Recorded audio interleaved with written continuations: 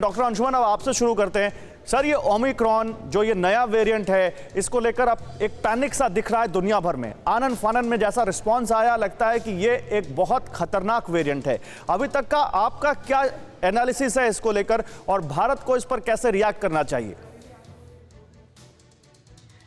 गौरव जी, देखिए, ओमिक्रॉन कल WHO ने डिसीजन लिया ग्रीक नोमेनक्लेचर के हिसाब से, जैसे चल रहा था alpha beta gamma delta. Omicron next था, इसलिए ओमिक्रॉन नाम दिया गया। पहले आपने सुना था, एक डिस्प्यूट हुआ था कंट्री के नाम से आप नहीं बुला सकते हैं क्योंकि इसका ओरिजिन साउथ अफ्रीका में था।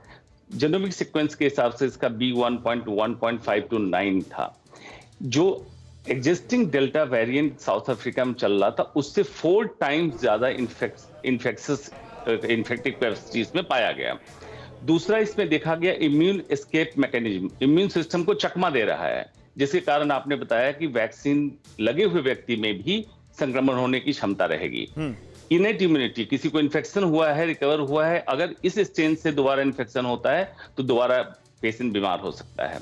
इन सब को देखते हुए और जिस रफ्तार से ये वेरिएंट बढ़ रहा है, क्योंकि 2 हफ्ते में अफ्रीका में ये 90% केसेज में यही जेनोमिक सीक्वेंस मिल रहा है, तो भारत का सबसे पहला कदम होना चाहिए कि ऐसे कंट्री से, जो खास करके साउथ अफ्रीका, इजराइल के कंट्री से, फ्लाइट का landing and in transit, even in transit भी एयरपोर्ट पे बंद कर देना चाहिए, क्योंकि एक बार स्ट्रेन अंदर घुसा तो हमारा देश धनी आबादी का देश है। 15 दिसंबर से विदेशों से जो उड़ान हमने रोकी हुई थी उसको शुरू करने जा रहे हैं, तो अभी हमारे पास 15, 16, 17 दिन का वक्त है। अब सरकार किस पर क्या रिएक्ट करती है और किस तरीके से इसको लिया जाता है। जो बात आप कह रहे हैं, अब ये बात पॉलिटिकल क्लास से भी उठने लग गई। दिल्ली के मुख्यमंत्री ने यही बात कही है। लेकिन मैं आपके पास आऊं डॉक्टर अंशुमन, अब डॉक्टर मनीष के पास भी जाता हूं, क्योंकि यूके वो कंट्री है जिसने ऑलरेडी ये डिसीजन ले लिया है।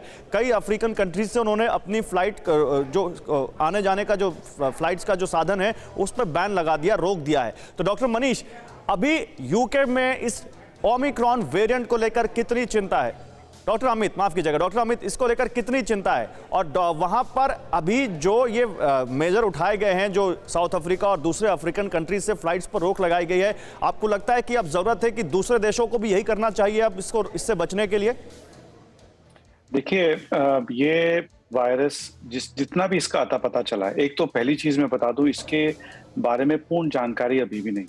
अच्छा। तो काफी सारी चीजें जो आप प्रेस में पढ़ रहे हैं, वो स्पेकुलेशन भी है कि वो किस तरह से बिहेव करेगा। उसका वैक्सीन एस्केप एक अभी बायोलॉजिकल फिनोमेनन के तरह, एक थ्योरेटिकल फिनोमेनन के तरह प्रूव हो रहा है, लेकिन ये वास्तविकता में इन रियलिटी कितना वायरस जो है वैक्सीन को एस्केप करता है, इसका हमें पूरा ज्ञान नहीं है। तो पहली चीज तो ये, लेकिन फिर भी चूंकि जो प्रिलिमिनरी डेटा है उससे ये पता चल रहा है कि काफी जल्दी स्प्रेड हो सकता है। इसका जो स्प्रेड रिस्क है वो 2 है, जिसे हम बोलते हैं। और उस वजह से मेरे ख्याल से जो यूके ने स्टेप उठाए, वो काफी सारी यूरोपियन यूनियन और अमेरिका भी कॉपी कर रहा है। मेरे ख्याल से हम लोग जो है अब छाछ भी फूंक के पी रहे हैं, क्योंकि दूध के जले हुए हैं। तो इस वजह से मेरे को लगता है बिल्कुल सही रास्ता है कि पहले आप रोकथाम करें, आप वहां के जो नागरिक यहाँ पे आ रहे हैं उनको रोकें, ताकि वो वायरस जो है वो आपकी कंट्री में स्टैब्लिश ना हो। तो आई थिंक, चलिए ये ठीक है। मैं आपकी बात को और आगे बढ़ाऊंगा कि फिर यहाँ पर भारत को क्या तुरंत ये फैसला ले लेना चाहिए। और क्योंकि आज एक हाई लेवल मीटिंग हुई है, तो क्या उस मीटिंग में इस बात पर भी चर्चा हुई है, ये बात करेंगे। हमारे साथ मनीष हैं, जो लगातार इस मीटिंग को कवर कर रहे थे, जिसमें खुद प्रधानमंत्री शामिल थे। अड़ी सोमवार से शुक्रवार शाम 6 बजे सिर्फ TV9 भारतवर्ष पर।